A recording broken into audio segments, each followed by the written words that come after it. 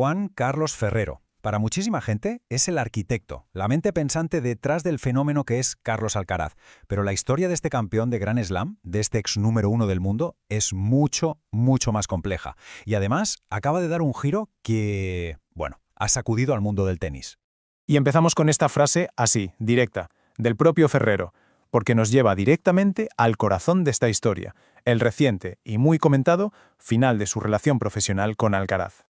Bien, vamos a meternos de lleno en esto porque la noticia de su separación, de verdad, ha movido los cimientos del tenis profesional. 7 años. Es que, a ver, en el deporte de élite, 7 años es una auténtica eternidad. Estamos hablando de una colaboración que llevó a Alcaraz a lo más alto del mundo, que parecía, vamos, inquebrantable. Y de repente, de un día para otro, se termina. Y esto es importante, porque aclara muchos rumores. Ferrero lo deja clarísimo. No fue por dinero. La razón fue una diferencia de opiniones sobre cómo seguir adelante. Claro, a este nivel eso puede ser cualquier cosa, ¿eh? Desde el calendario de torneos, la intensidad de los entrenamientos, la estrategia a largo plazo, la necesidad de tiempo y espacio, como él dice, lo llevó incluso a dejar de seguirlo en redes. Y quizá lo más revelador de todo es que por lo visto, esa conversación final, la importante, la de cara a cara, todavía está pendiente.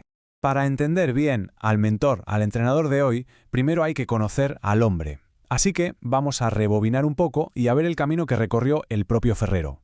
Esta línea de tiempo nos enseña una ascensión que fue, bueno, meteórica, pero también marcada por decisiones increíblemente difíciles y sobre todo por una tragedia personal que fue devastadora.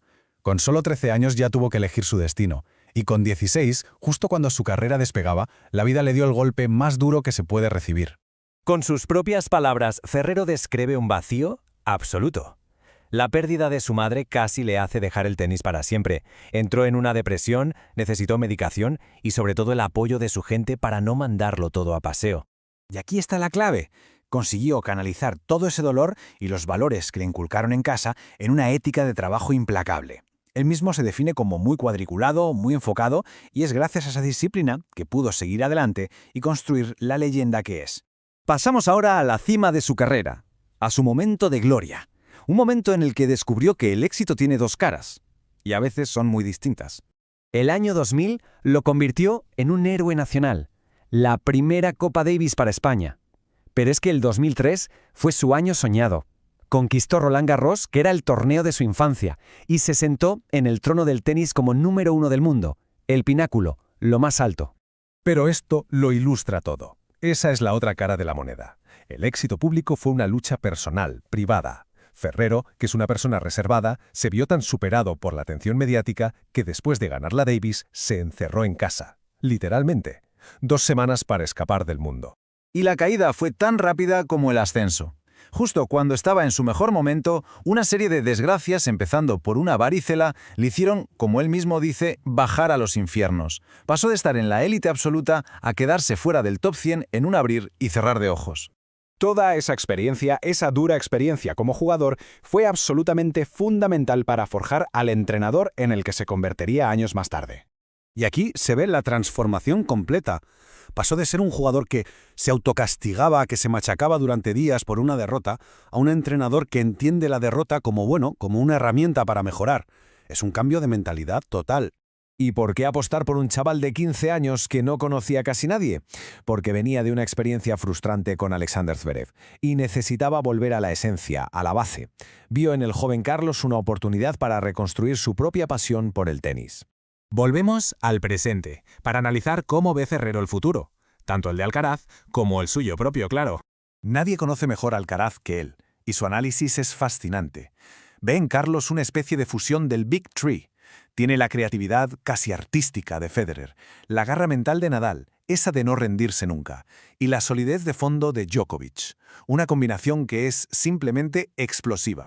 Y este es el punto clave para el futuro. Ferrero insiste una y otra vez. El talento y la motivación del principio no son suficientes. Para alcanzar la grandeza a largo plazo, la clave es una cosa, la disciplina.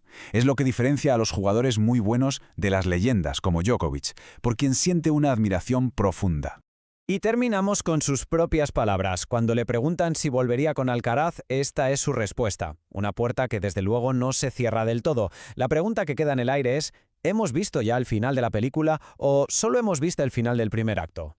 Bienvenidos a El Debate.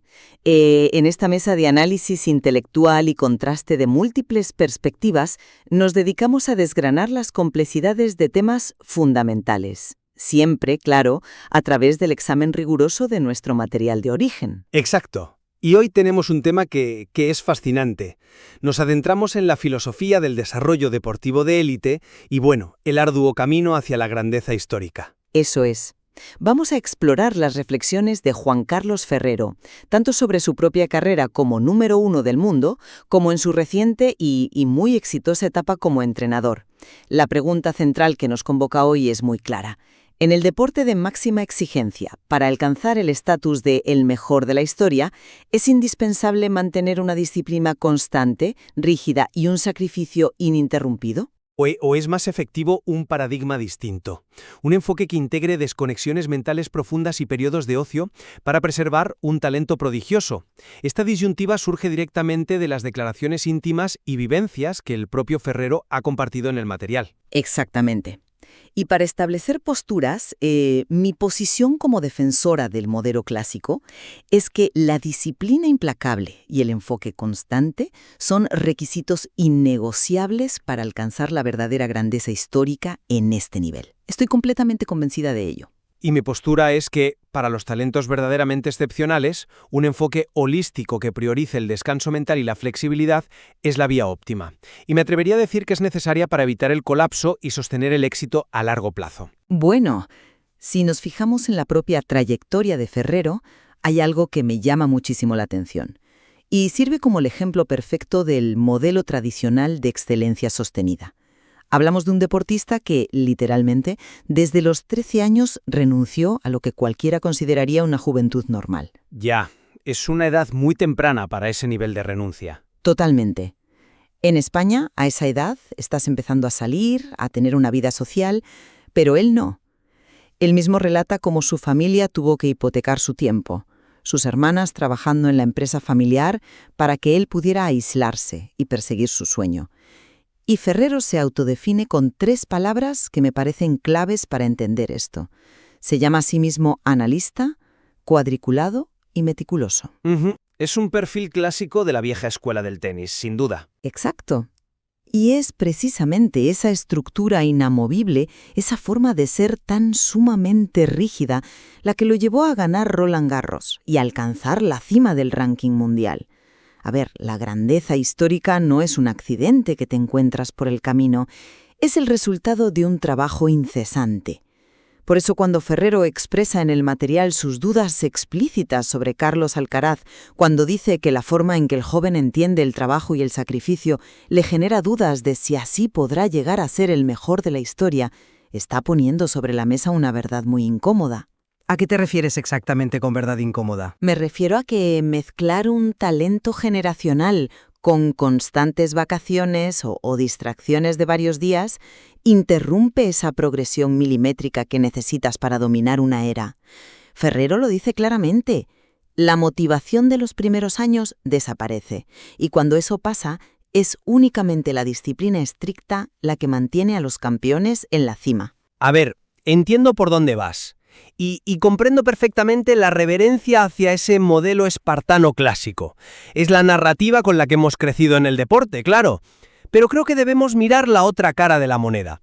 Ese rigor extremo y esa incapacidad absoluta para desconectar son, de hecho, profundamente perjudiciales a largo plazo. Perjudiciales. Sí, totalmente. Las mentes excepcionales, los verdaderos prodigios, necesitan dinámicas distintas. Si observamos el éxito empírico de Carlos Alcaraz, vemos a un jugador que ha sido capaz de ganar torneos de la máxima exigencia. Hablamos de Roland Garros o Wimbledon. Y lo ha hecho precisamente alternando el esfuerzo máximo en los entrenamientos con semanas enteras de descanso mental y ocio. Pero la cuestión es si ese modelo es sostenible durante 15 años en el circuito. Es que el propio Ferrero admite en el texto que hay jugadores que simplemente no funcionan si se les ahoga con entrenamientos incesantes. La inflexibilidad de ese método que tú defiendes ignora una necesidad fisiológica y psicológica que es imperativa en el ser humano, que es la de refrescar la mente y resetear. Tratar a un talento dinámico, hiperactivo, con la rigidez de un sistema analítico de los años 90 no te garantiza la excelencia histórica. En muchos casos, lo único que te garantiza es un agotamiento prematuro. Entiendo tu punto. La evolución del deporte de élite nos está demostrando que la desconexión profunda no es una falta de disciplina, es una herramienta de preservación del propio talento. Es un argumento muy sólido, te lo reconozco. Pero fíjate en el peligro que esconde esa idea de la desconexión como herramienta de preservación. El problema surge cuando el talento natural ya no es suficiente para compensar la falta de rutina. Y aquí es donde la filosofía de Ferrero choca de frente con las nuevas generaciones. Él articula magistralmente que la ilusión de los primeros años, cuando llegas al circuito, viajas, todo es nuevo y emocionante, bueno, eso se desvanece. Después de 3, 4 o 5 años en la élite, la motivación intrínseca baja irremediablemente. Claro, la rutina pesa muchísimo. El de motivado hoy que cuando tenía 23 años, pero su rocosidad, su disciplina inquebrantable para cuidarse, su dieta, sus estiramientos, su forma estricta de hacer absolutamente todo, ese es el estándar definitivo del éxito prolongado. Ferrero advierte sobre el peligro de lo que él llama, muy acertadamente creo, distracciones golosas. Te refieres a las tentaciones del éxito temprano. Eso es, son planes muy divertidos, viajes, fiestas, eventos que te enganchan.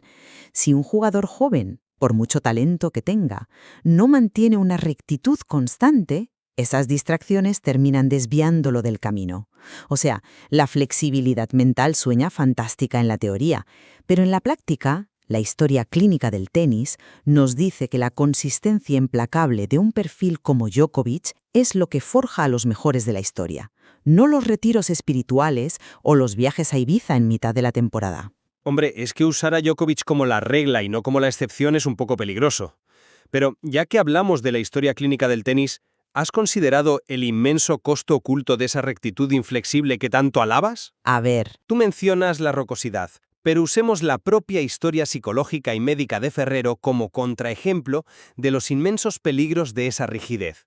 Él mismo confiesa en el material que su carácter cuadriculado lo llevaba a un sufrimiento inmenso. Bueno, el deporte de élite implica sufrimiento, eso es inherente. Sí, claro, pero escucha el nivel de sufrimiento.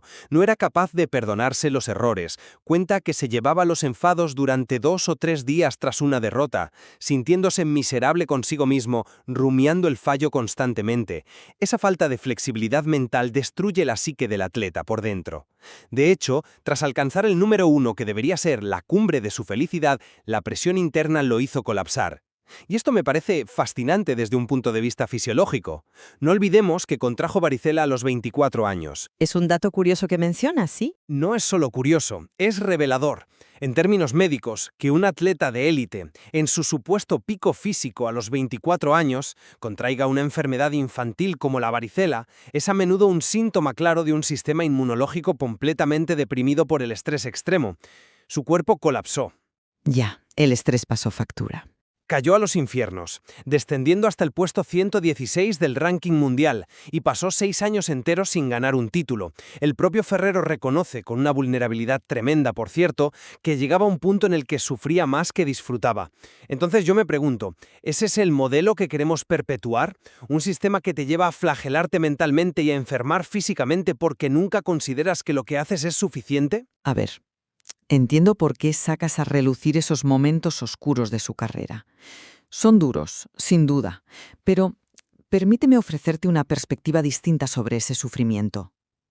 Porque creo que estamos obviando el resultado final. El propio Ferrero reconoce que esa autoexigencia brutal, esa incapacidad para conformarse, es precisamente lo que lo llevó a ser uno de los únicos 29 hombres en toda la historia de este deporte en alcanzar el número 1 del mundo. El sufrimiento fue, lisa y llanamente, el precio de entrada a la inmortalidad deportiva. No hay atajos para eso. Pero a costa de su salud a largo plazo. Es que la grandeza exige un peaje. Pero salgamos un momento de la mente y vayamos al cuerpo, porque aquí es donde esa famosa desconexión que defiendes demuéstraselo un riesgo tangible, físico y real. Ferrero relata un episodio muy revelador en el texto. Tras ganar Roland Garros, Alcaraz dice que necesita una semana de descanso total, y el miedo fundamentado de Ferrero y de todo su equipo técnico no era un miedo tenístico, de perder el toque con la raqueta. Era un miedo estrictamente físico. Por el cambio de superficie, dices. Exacto.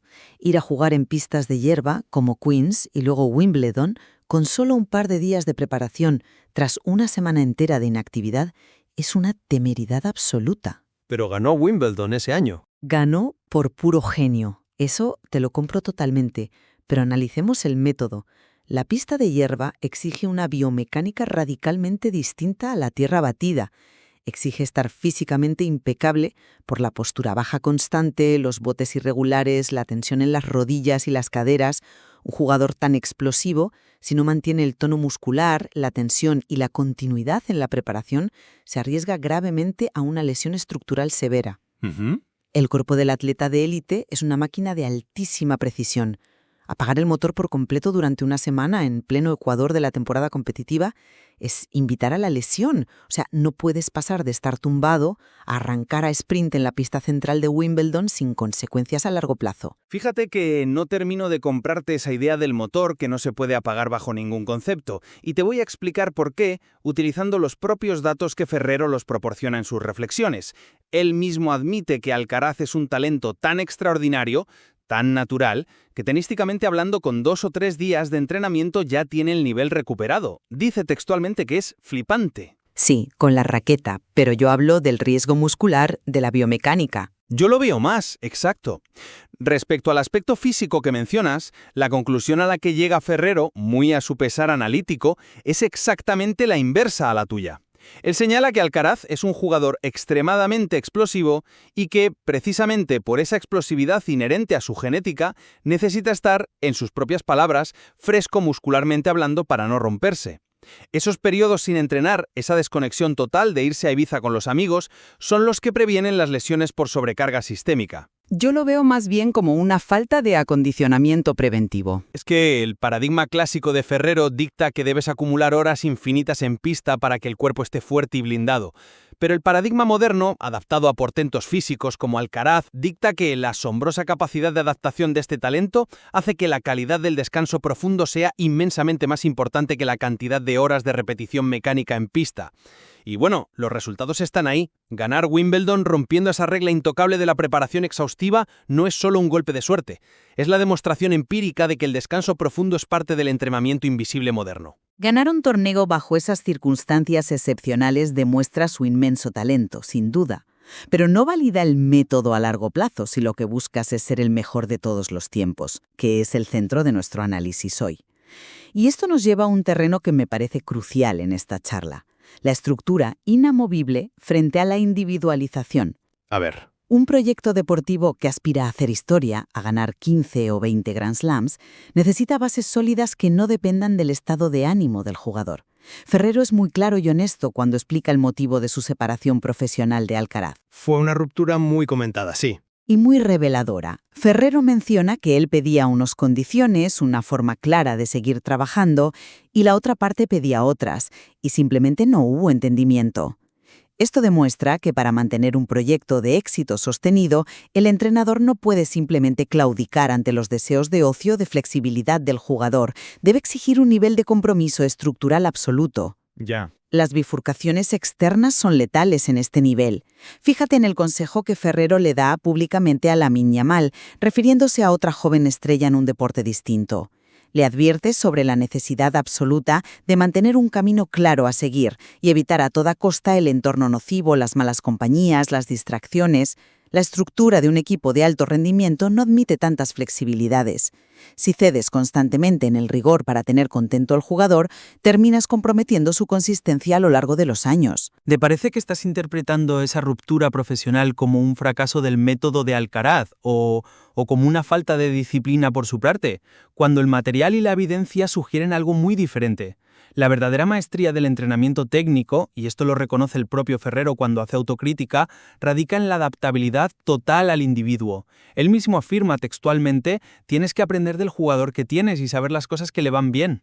Pero hay límites a esa adaptabilidad, ¿no crees? Claro que los hay. Pero Ferrero aclara explícitamente que Alcaraz no es un jugador indisciplinado o vago. Dice que el chico da absolutamente todo durante el entrenamiento y que jamás ha tenido una sola queja de que no quiera trabajar. La desconexión y el ocio ocurren siempre después del esfuerzo extremo, no en lugar de él. Por tanto, la separación no se dio porque el método holístico de Alcaraz fallara. De hecho, la historia demuestra que siguió ganando y conquistó Australia poco después. La separación se dio a una incompatibilidad natural de personalidades y enfoques vitales. Una incompatibilidad metodológica, diría yo. Más bien psicológica, fíjate. Ferrero, por su propia admisión, es un hombre que necesita controlarlo absolutamente todo para calmar su propia ansiedad. Relata cómo le generaba una preocupación constante si Carlos iba o no por el sitio correcto, si hacía lo adecuado en cada momento. Por otro lado, define a Alcaraz con una metáfora preciosa. Dice que es un dibujante de jugadas, un talento dinámico inspirado en la magia pura de Federer. Es una bonita forma de verlo. Y un dibujante, un artista en la pista, necesita libertad para fluir. Necesita lienzos en blanco, no solo cuadrículas. El sistema rígido no es una verdad universal e infalible. A veces, como en este caso, es solo la herramienta que un entrenador ansioso necesita para sentirse seguro él mismo. Es una lectura psicológica provocadora, te lo reconozco, y entiendo el atractivo de ver al atleta como un artista libre. Pero creo que subestimas el valor empírico y abrumador del control en el altísimo rendimiento. Ferrero no busca el control por un capricho neurótico o por calmar ansiedades infundadas. Busca el control porque el circuito profesional de tenis es, literalmente, una trituradora constante. Exigente es, desde luego. Nadie niega eso. Es una picadora de carne. Hablamos de un deporte que tiene una agenda implacable, desde enero hasta noviembre, cambiando de continentes, de superficies, de bolas, sin tregua alguna. En ese contexto tan hostil, el juego invisible del que habla Ferrero, que no es solo pegarle bien a la bola, sino la capacidad de leer la información del golpe del rival, de anticiparse una fracción de segundo, de estar posicionado mental y físicamente en el lugar exacto antes de que el otro impacte, requiere una mente que viva y respire la disciplina del circuito. Pero esa hipervigilancia constante te quema. Te mantiene alerta. Cuando Ferrero confiesa que después de ganar un Grand Slam sentía un miedo atroz a no poder volver a repetirlo, esa ansiedad no es una debilidad. Es el combustible nuclear de los más grandes de la historia. Ese miedo al fracaso te obliga a volver a la pista al día siguiente a entrenar más duro. Ya. Entiendo el mecanismo. Ocasiones, corre el riesgo gravísimo de no desarrollar jamás la rocosidad mental de un Nadal o un Djokovic. Esa mentalidad de no darse nunca por vencido, de luchar absolutamente cada punto de quiebre en contra como si le fuera la vida en ello, se forja en la rutina inquebrantable, madrugando y sufriendo, no recostado en la hamaca de una playa balear. Ojo con eso, porque fíjate en la inmensa ironía de lo que acabas de exponer. Hablas de la ansiedad como el combustible nuclear de los campeones. Y sin embargo fue esa misma ansiedad mal gestionada la que dejó a Ferrero 6 años enteros sin levantar un solo trofeo. Fue esa incapacidad para desconectar la que lo hizo incapaz de disfrutar de una victoria, porque su mente, su famosa mente analítica, ya estaba aterrorizada por perder el próximo torneo. No dudo en absoluto que la disciplina extrema haya forjado a grandes campeones en el pasado, pero estamos debatiendo sobre la evolución del deporte hacia el estatus de el mejor de la historia en la era moderna. Y los mejores de la historia reciente son el epítome de la disciplina. Pero la ciencia deportiva moderna y la historia clínica nos están enseñando que el cerebro humano necesita contrastes radicales para no entrar en un estado de burnout irreversible. Tú hablas del juego invisible y la lectura anticipada de los golpes. Pues bien, para leer ese juego invisible con la frescura, la velocidad de reacción y la intuición instintiva de un dibujante de jugadas, el sistema nervioso central no puede estar frito por 11 meses de hipervigilancia ininterrumpida. La genialidad requiere entrar en un estado de flujo mental. Exigirle a un artista en la pista que opere bajo las normas asfixiantes de un burócrata meticuloso es cercenar precisamente la magia que lo hace especial y superior al resto. Alcaraz ha demostrado que el ocio profundo no es una evasión cobarde de la presión, sino una recarga absolutamente vital de la batería emocional y nerviosa para poder volver a la pista y dar ese 100% que el propio Ferrero tanto alaba de él. Creo que hemos delineado con una profundidad fantástica las fronteras de este debate tan complejo. A la luz de todo lo que hemos analizado sobre las reflexiones de Ferrero, me mantengo firme en la convicción de que la disciplina sistemática, la estructura inflexible en el día a día y la limitación consciente de distracciones externas conforman el único modelo verdaderamente probado para la consistencia histórica. Claro, es una postura muy arraigada empíricamente. Llegar a la cima una o dos veces Puede lograrse con explosividad física y frescura mental, sin duda, pero mantenerse allí durante más de una década, soportando el acoso de las nuevas generaciones y al nivel de las grandes leyendas que hemos mencionado hoy, exige someter al individuo a la estructura y al rigor de la disciplina clásica.